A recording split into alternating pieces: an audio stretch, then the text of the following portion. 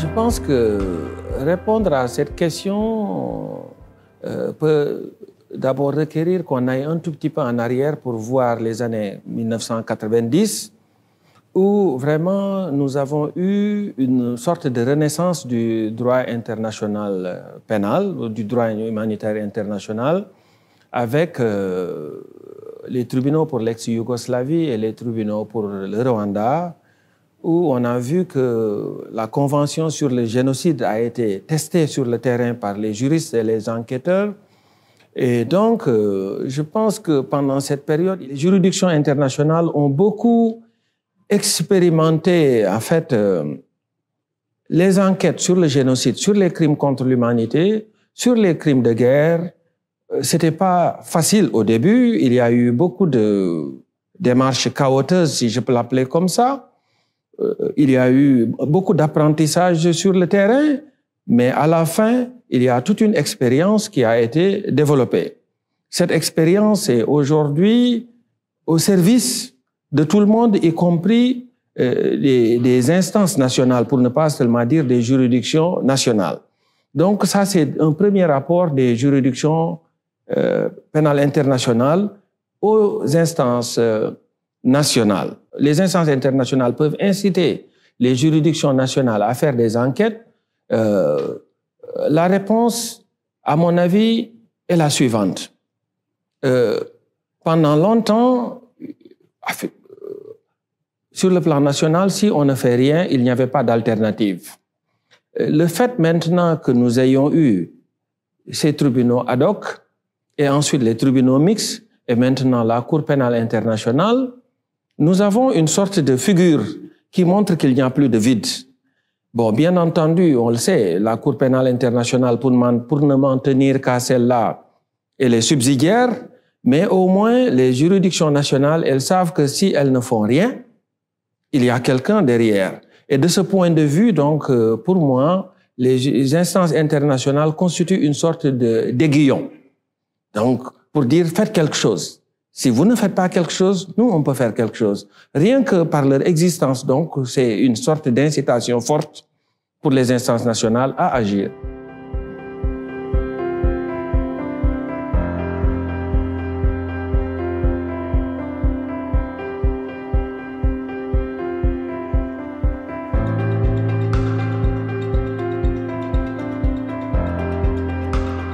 Je dois d'abord dire qu'il y a, à mon avis, une différence de fond, une différence fondamentale. La première différence que je vois, c'est que la criminalité transfrontalière, ce sont des crimes de vénalité, des crimes de cupidité.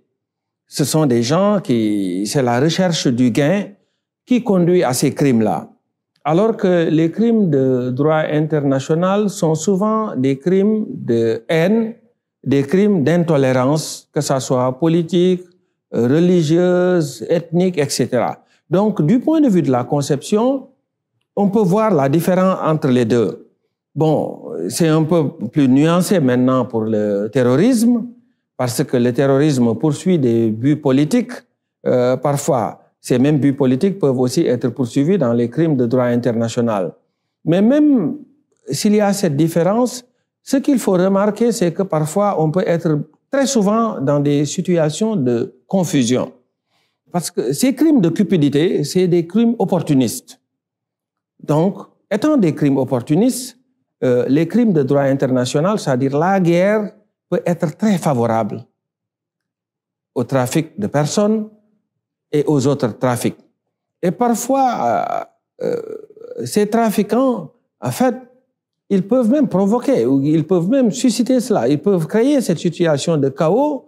Donc, ce qui fait que finalement, la différence entre les deux peut s'estomper un tout petit peu.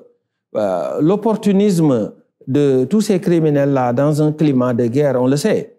Les gens s'enrichissent beaucoup plus dans un contexte de guerre civile ou dans un contexte de guerre.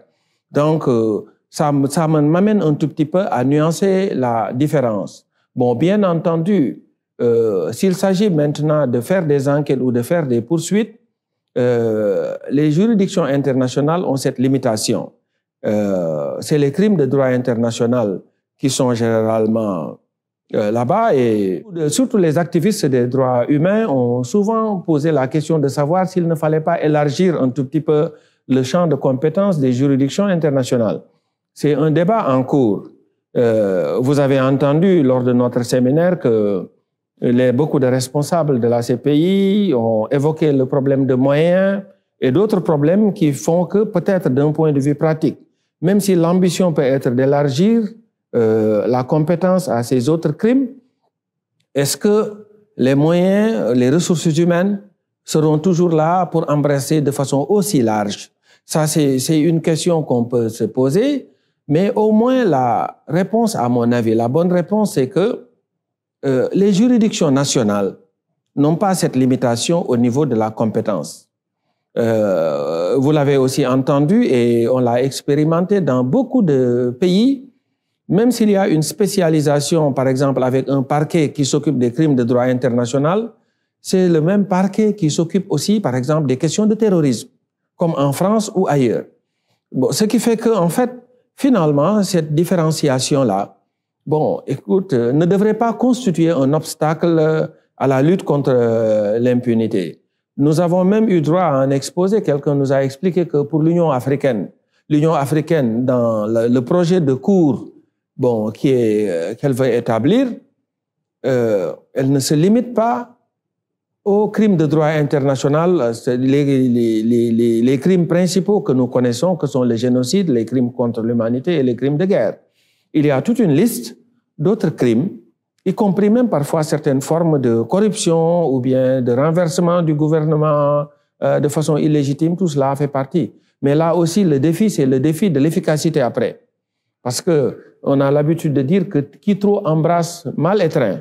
Mais je pense que la réponse sera simplement qu'il ne faut pas qu'il y ait une sorte de gap dans la répression ou dans la lutte contre tous ces crimes qui sont tous graves. Je prends l'exemple du terrorisme. Le terrorisme est un défi aujourd'hui en Afrique de l'Ouest. Donc, ça bouleverse maintenant des États. Il y a même des États dont l'existence est en péril. Bon, peut-on les qualifier de crimes de guerre? Bon, pas toujours, parce qu'il y a parfois des ingrédients légaux qui manquent, bon, notamment des groupes qui ont un commandement responsable et qui occupent une partie du territoire. C'est un tout petit peu ça le critère, un des critères majeurs par rapport à la loi. Ce critère peut faire défaut, mais il est bon qu'il y ait une sorte d'approche tous azimuts, surtout au niveau des juridictions nationales, pour qu'en fait, vraiment, que tous ces crimes majeurs fassent l'objet de répression.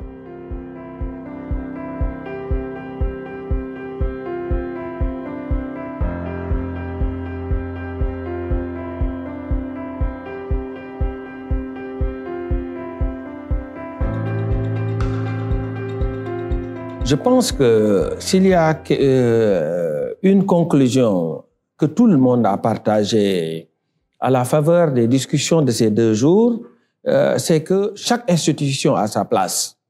Je crois qu'il est arrivé un temps, au début, notamment avec les tribunaux ad hoc, ces tribunaux avaient commencé avec le principe de primauté.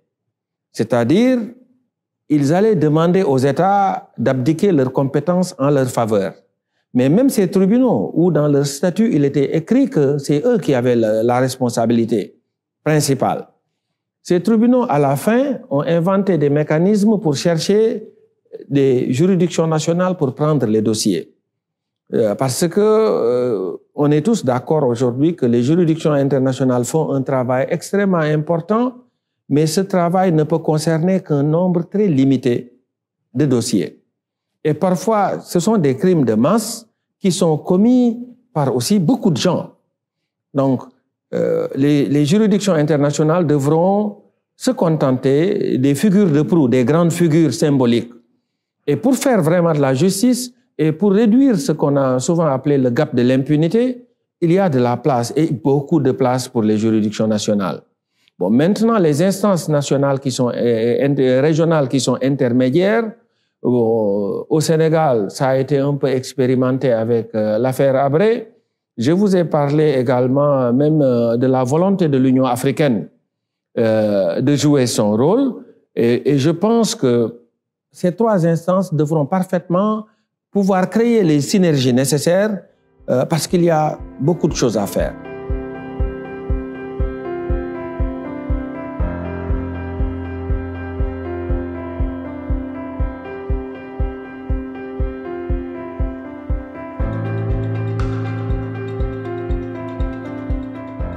Ce qui me donne de l'espoir, c'est que il y a une connaissance aujourd'hui de la gravité des crimes de masse.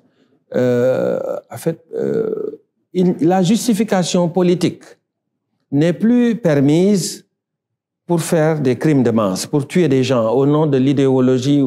Et cela, je crois que même si on le regrette, il y en a encore en Afrique, il y a de plus en plus une conscience très élevée. Et ça, quelqu'un l'a dit hier, en disant, et je crois que c'est un poète américain, Richard Frost, qui parlait un tout petit peu de la difficulté à faire l'expérience d'un chemin qui n'a pas été pris. Et je pense que quand je regarde en Afrique de l'Ouest, ce qui s'est passé il y a quelques années, par exemple, quand Blaise Compaoré partait, Blaise Compaoré n'avait pas perdu tout le soutien de son armée.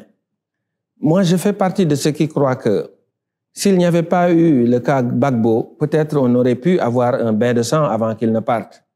Et certainement, il a pu se souvenir de l'avertissement de Dominique de Villepin, qui à l'époque était le ministre des Affaires étrangères, et qui disait à Gbagbo, vous et votre femme, vous risquez de finir à la CPI. Les gens n'y croyaient pas beaucoup. Quelques années après, ça s'est passé. Et quand il y a eu cette révolte populaire au Burkina Faso, il y avait encore une partie de l'armée qui soutenait Blaise Compaoré, mais Blaise est parti. Et il n'a pas tiré sur les gens.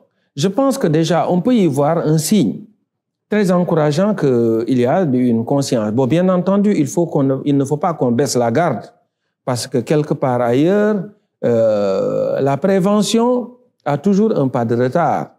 On a beau avoir des cas symboliques, il y aura toujours des gens qui franchissent le pas. Et pour cela, il faut que les mécanismes soient prêts. Et de ce point de vue, moi, je suis content et fier de ce qu'on a pu faire au Sénégal avec le procès Habré qui a été mené à terme.